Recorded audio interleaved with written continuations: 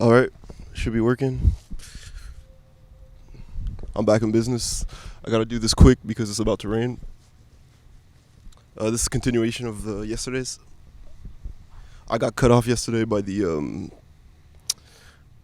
lack of battery in my, or lack of storage in this thing. So continuation. Yesterday I was talking about specific knowledge and leverage. There's gonna be a lot of. I'm gonna speak about a lot of the same things, but I'm gonna try to go through it a bit more concisely and quicker, so that I can actually put an end to it without getting cut off. So, specific knowledge. I'm gonna try to.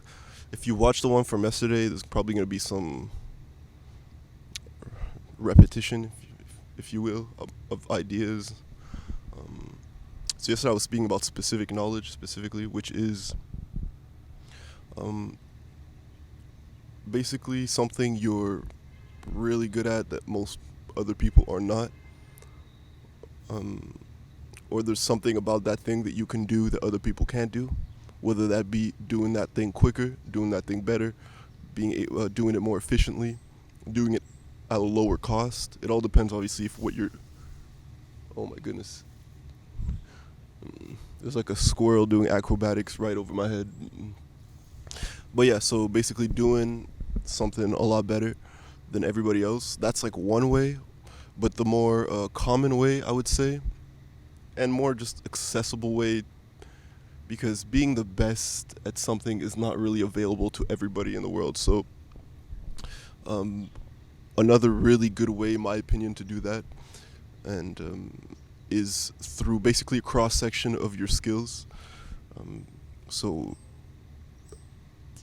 everybody's good at something, but what can make you specifically really valuable is a certain skills that are working together for an end result, and that'll to create specific knowledge of something.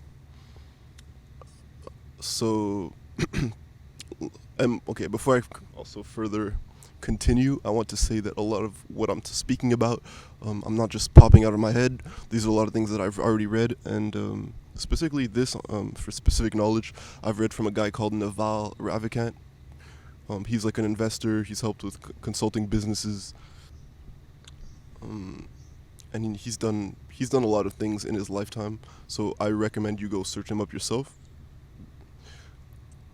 So this is just me kind of regurgitating thoughts, and mostly that I've already read. So yeah, so specific knowledge. Basically, um, you kind of want to look at your. You kind of want to every specific knowledge kind of comes from the point of view that everybody is kind of unique, um, whether that be your upbringing,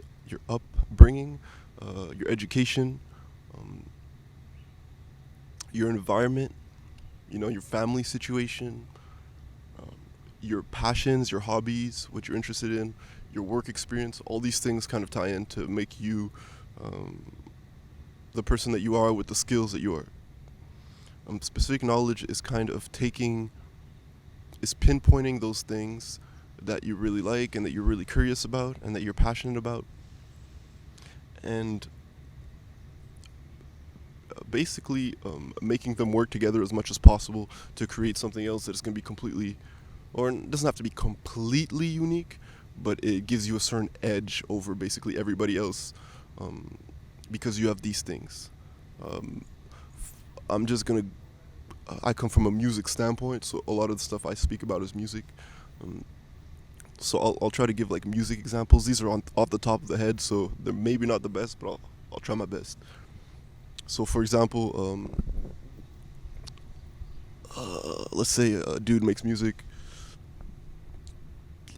Like one specific knowledge thing would be like just being the best at creating a certain type of music. Let's say you're a music producer like I am. You create, I don't know, when it comes to, let's say, Latin jazz, you're like the best there is out there. meaning you produce the best quality work on a consistent basis um, out there. That would be like one example, but that's not the most common example. And as much as you want to strive to, be the best you can in the field that you are, there's only so many number ones. So I can't just go out and tell you, oh, just be the number one in your field. That's cool, but what you like, something else, for example, that would be maybe a little bit more on point here would be, let's say, a guy who produces a lot of music that is not a lot of people are doing. So that would be specific knowledge also, because not necessarily because he's technically superior over everybody else, but because he does something that most other people don't do. So that would be like an example of specific knowledge. And obviously, if not a lot of people are doing it, that means that you have a lot of value if you're able to do that thing and do it well. So like that's kind of looking at one specific individual skill. For most people, including for me, I think, because I'm still kind of figuring this all out for myself also as I'm doing these videos. I'm not sitting here and just talking to you like I'm God or something. I have all the answers. I absolutely do not have all the answers. I'm kind of just figuring it out by myself too. But most of the time what it's going to be is mostly a cross section of your skills. So your skills kind of crossing together to basically to help you out in your goal. And those things, it's that combination of different skills that kind of come together that will make you basically, it's specific knowledge, because as much as everybody can be good at like one certain skill, not a lot of people are going to be good at like these four things put together, which, hopefully, you are. And obviously you are, because you're already looking at what naturally you're passionate about, naturally you're curious about, and you're taking those things and making them work for you. It needs to be genuine, or it won't work, or at least it won't work in the long run. So something sometimes is like,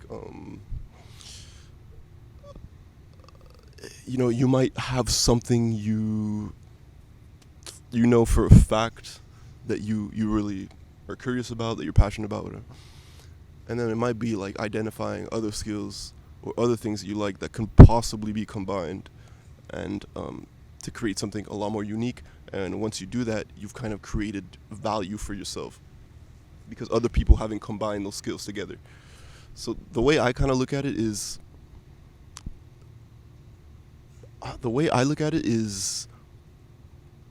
basically every skill in a way can kind of be combined with another skill, including very niche skills. I say every, okay, there might be like some exceptions here and there, like I'm talking on a general basis here. I'm not talking about exceptions, because there's always exceptions in everything you look at. But on a general basis, I think every skill can kind of be combined with another. And I think the extent at which you can kind of combine skills all depends on your creativity. And the more creative you are, the better you'll be at combining different skills in a way that other people haven't done before or haven't done your way before. And that's where you create value. Anytime you can kind of carve out your own lane or create a lane even, or step into a lane that's already there, but maybe make a little side path for yourself, a way that other people haven't done it, that's always going to create, it's often going to create value. Not always. It's got to be something that is valued by other people, obviously, especially if we're talking about it on a financial level. But I see it kind of as the extent of your creativity is going to be the extent of how well you're able to combine skills and make them work for you.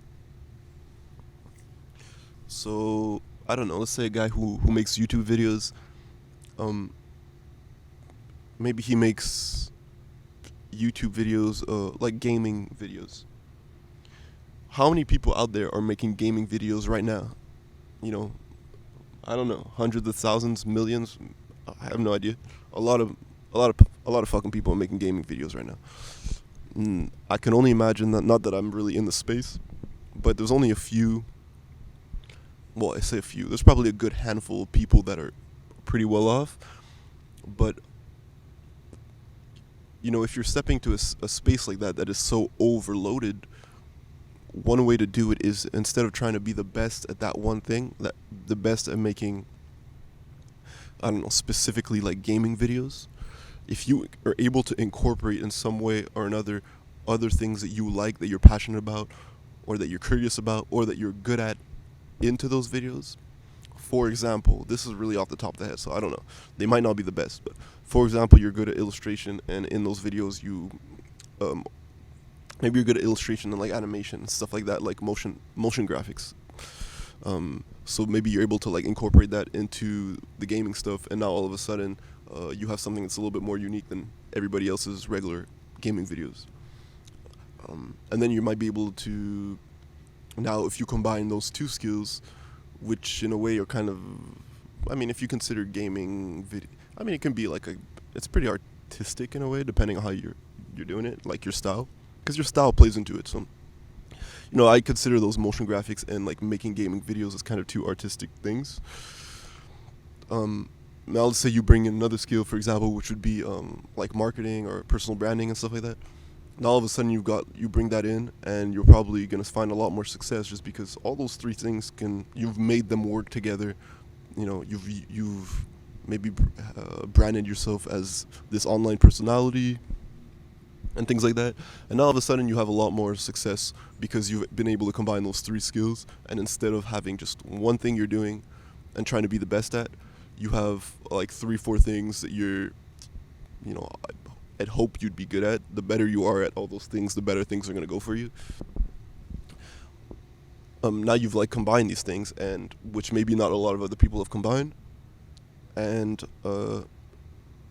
yeah, that right there is specific knowledge, because you've taken multiple skills, made them work together for you to create a unique product, whether that be media or an actual physical product, or anything else that you're trying to do, So that's kind of like on an individual basis, you're probably looking to, at least this is kind of what I'm trying to do, and when it comes to specific knowledge, this is what I'm trying to do, is you're kind of looking for your maximum leverage that you can get from yourself. Meaning looking at everything that you're just better at than other people. And when I say better, it doesn't mean that you actually have to be better from like a results standpoint. Like I said at the beginning, it could be that you're just faster at doing it. Maybe you have more attention to detail when it comes to doing this specific thing. Maybe you're able to do it more efficiently. Maybe you're able to do it at a lower cost. All those things are basically points of leverage, because they give you an advantage over the competition, if you will, or the rest of your peers. So I think the way to go about it is to look at what you're passionate about, look at what you're curious about. It's not always clear to everyone like what they want to do, for the rest of their life or something. So you kind of have to. It's not always the easiest, but just look at what really interests you, what you're really curious about, and what you could see yourself doing, for a while, not just for like maybe 6 months. Like, if you know that like 2 years down the line you're not going to want to be doing this thing anymore, I wouldn't hop into it on a very serious level. If you've been doing something since you're a child, that's probably a good indicator that you're going to continue doing it. So you kind of want to look at what is really genuine to you, what you really like for real, what your passions are, what you're curious about, and you want to work around those. Look if there's anything in that you're really good at doing, and then look at the other things that you're good at. Maybe the things that you don't even realize you're good at. A lot of times you don't necessarily realize that you're good at something. For like, I'll kind of use myself as an example for this. Is For example, when I was a kid, up till today, I'm always like singing things, like singing musical ideas, not like lyrics, but just like melodies and whatever, like humming stuff.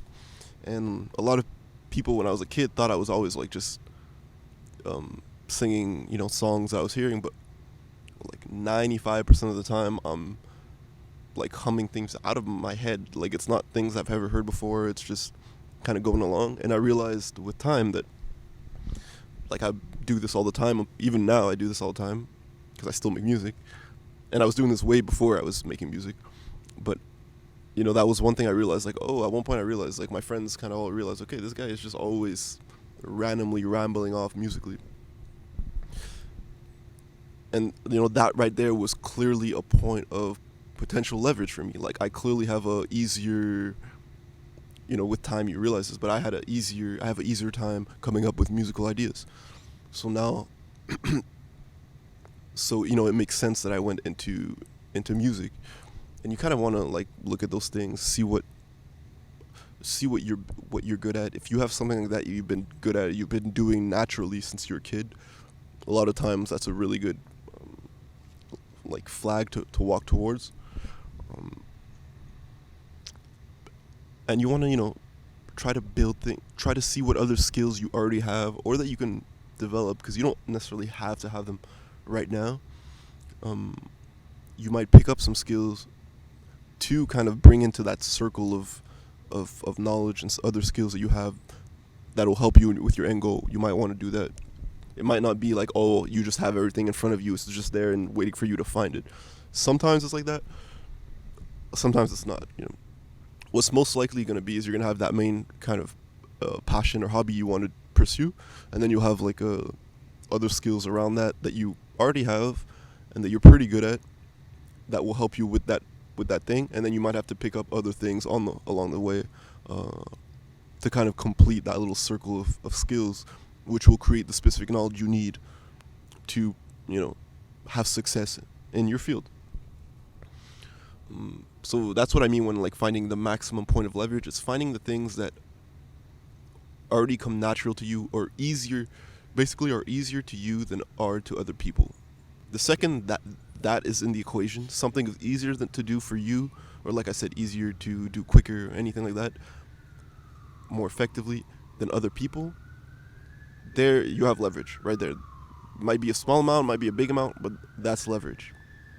So you kind of want to pinpoint those and keep that in the back of your mind, because you don't always realize what those things are. Like sometimes it'll be someone close to you that'll like mention it and stuff. Like the whole singing thing for me, I wasn't thinking about it. Like I wasn't like, I can do this, I can do that. No, it's just people were always like, you're always humming stuff. And I started like, yeah, I am. And then people started realizing, okay, they started making me realize that like, okay, I could just ramble off musically, like humming for forever. And that was a kind of a good indicator for me to pursue music, and now even more so to pursue like composition and stuff, which is kind of what I'm doing right now. Now that I know that I've known this whole time, but I guess, I don't know. It's only like recently that I started realizing that maybe I should really hone in on this specific thing. So yeah, I think that's basically what I wanted to say. To recap, specific knowledge is usually stuff that can't be taught in schools. Maybe a part of it can be taught in school, but a lot of times it's going to be a lot of skills coming together to create that specific knowledge. And you want to look for your maximum points of leverage. What are you able to do easier, more efficiently, better, quicker, at a cheaper price? All these things, or one of these things. Usually it'll be one of these things. If you're able to do all those things, then you're probably you're in a great position, but not most people. Most people are not able to do that. But yeah, if you're able to do one of those things, then you've got leverage. That's a good starting point. And then it's finding skills you already have or developing other skills around your passion or your hobby that you want to pursue. and that basically creates specific knowledge. Once you start doing that, um, and the more niche these things are, the more niche your skills are, the more specific it is, um, and the more specific you are, the more, I guess, potential value that you could have. Like, I say potential because it doesn't mean, there are some very niche things in the world that not many people care about, and it doesn't mean that because you specialize in this very niche thing that only 100 people care about in the world, that you're going to be making a fortune. So it's not always, it's always dependent on the activity. Um, but basically, just find your maximum points of leverage and use them. Like, just like use what you have naturally. These things I'm talking about, a lot of these things are going to be natural things, or things that have come or natural to you now because you've had to do them so much as a child, because maybe of your child situation and stuff like this. That's why, like, the uniqueness of the person you are, and the experience you've lived through, your environment, all these things really tie into the skills you're going to have, and tie into the potential specific knowledge that you'll have. Um, so the more specific, a lot of times, the better. It's not always the case, not 100% the case, but the more specific, um, technically, the more value and leverage you have, because less amount of people do it around you. So yeah, I think that's basically it. I think that sums up my conversation on specific knowledge. I am Bestiani, a music producer, and I will see you soon. Peace.